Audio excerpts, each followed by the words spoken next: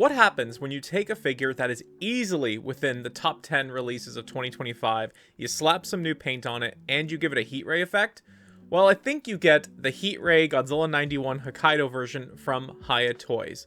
This just arrived a few days ago. I'm really excited to take a closer look at it, but before I do that, I do want to give a thank you to Hiya Toys for sending along this early review sample. If you like what you see here, there will be an affiliate link for INS Hobby in the description if you'd like to support the channel. When the first version came out, this was a complete game changer. I was genuinely lost for words in terms of what impact I thought that figure would have had on the collecting ecosystem and just the landscape as a whole.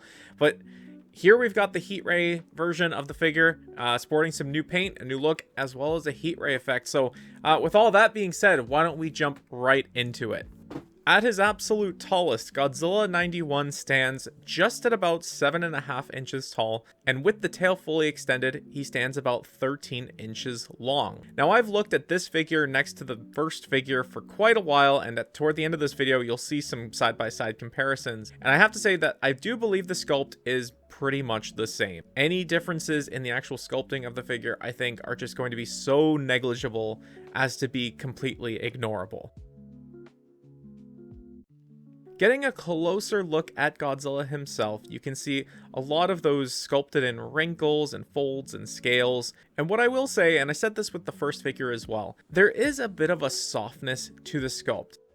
The details are there, but they're not carved deeper into the sculpt like you have seen with previous Hiya Monsterverse figures or even something like an SH Monster Arts. I think a really good comparison might actually be the first NECA Godzilla 2014 figure, which NECA themselves admitted was a little bit softer on the detail because it didn't go through the hands of a physical sculptor.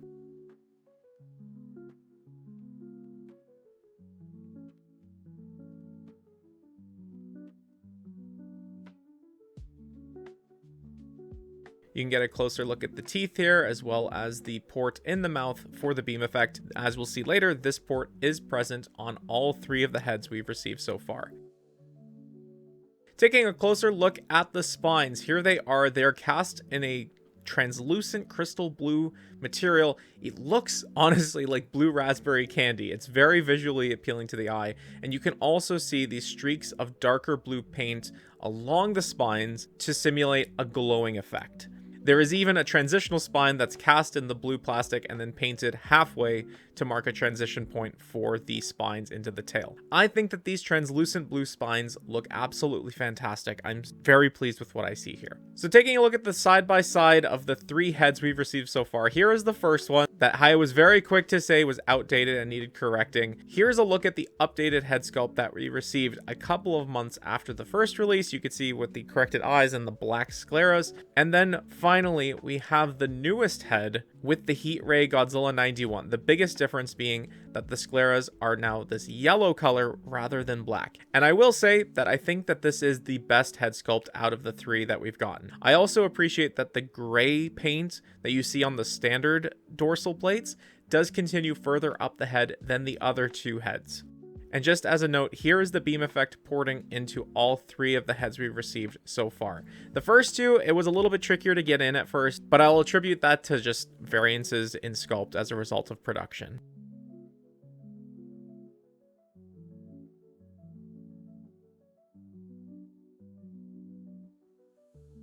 Taking a look at articulation, this is going to be the exact same articulation as the previous figure. I'm going to let the video do most of the talking, but one note that I do want to make is that the joints on this figure, at least for me, felt noticeably tighter than the first figure. The first figure was fine. I did have some tail joints popping off a little bit, but for this issue of the sculpt, I'm seeing much tighter joints to the point where it's actually a little bit difficult to pose the tail, but you can definitely get that flexibility. I definitely recommend warming up the joints with some hot air or even hot water, depending on how stuck they feel.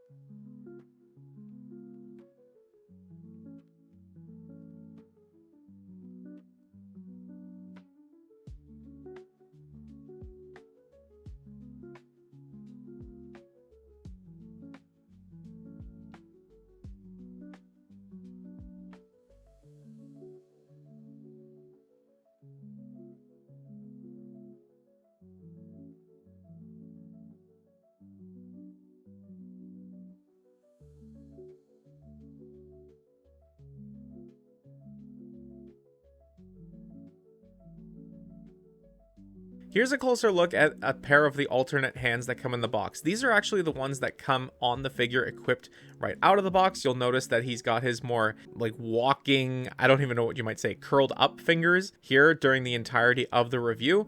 But swapping them off is pretty easy. I do recommend using hot water on the sockets of the alternate hands just to make them a little bit easier to equip.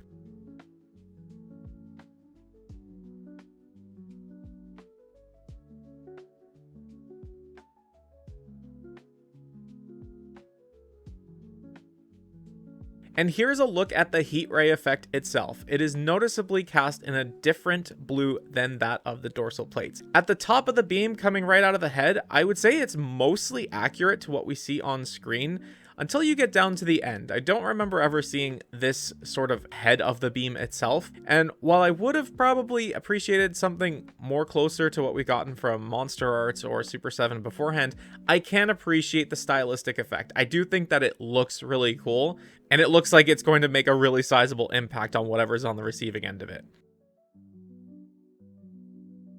Here is the beam effect being placed into the standard 91 Hokkaido head, and you'll notice that the tolerance was so much better on this one that I actually went back to the heat ray version to see if I could get the head positioned up that high without it sagging, but you will see that it starts to droop down over time. And here are the two figures side by side. Like I said, the sculpt is so close that I'm going to go ahead and say that it is effectively identical. Now, I will say in terms of coloration, where the standard one has an undertone of blue, the new one has an undertone of green. It's most noticeable in there's a little scuff mark on the left leg of my unit. That's the biggest difference that I can really pick up on. It was coming across as much more drastic in certain photographs that were emerging. In hand, it's not that noticeable. It's much more subtle. The other core difference I would say here is the plates on the original figure are much more gray in nature, whereas the more standard not heat ray plates on the heat ray version look more of a bone color. They look more natural and organic in comparison to the plates on the first figure, which again, I think the first figure looks great, but they're much more natural colored compared to the standard version.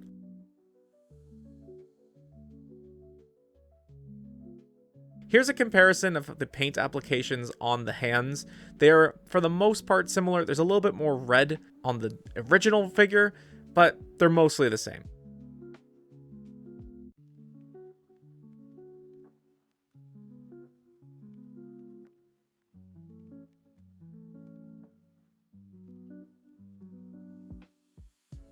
And here's a side-by-side of the toes. Again, you can see more red on the standard version.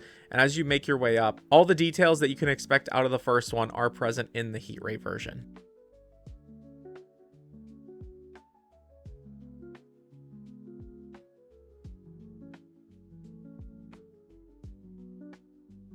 And we'll round out with a quick size comparison of other Heat Ray Godzillas. There's the Monster Arts, there's the legendary Heat Ray version. Here's King Ghidorah that you might pose him next to. And then here's, of course, Reaction Titanosaurus. And there you have the Heat Ray Godzilla 91 Hokkaido version. I think that this is a perfect alternative to the first version if you're only really looking for one of these guys.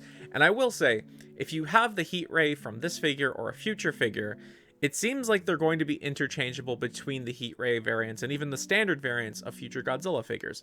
So for example, if you have the Heat Ray Godzilla 91, it looks like you're going to be able to plug that beam into the standard GMK or the standard Godzilla 2002, which I think is good for customers, right? If you only really care about the Heat Ray appearance of Godzilla 91, then you can put that beam onto the standard version of GMK, unless you really like how GMK looks like with lit up dorsal plates. I personally am waiting for there to be a yellow version of the Heat Ray GMK. Which version of 91 Hokkaido should you get? Personally, I think that the Heat Ray version has the superior paint applications in terms of the color of the plates, the color of the eyes, and the plate paint actually coming up further on his head.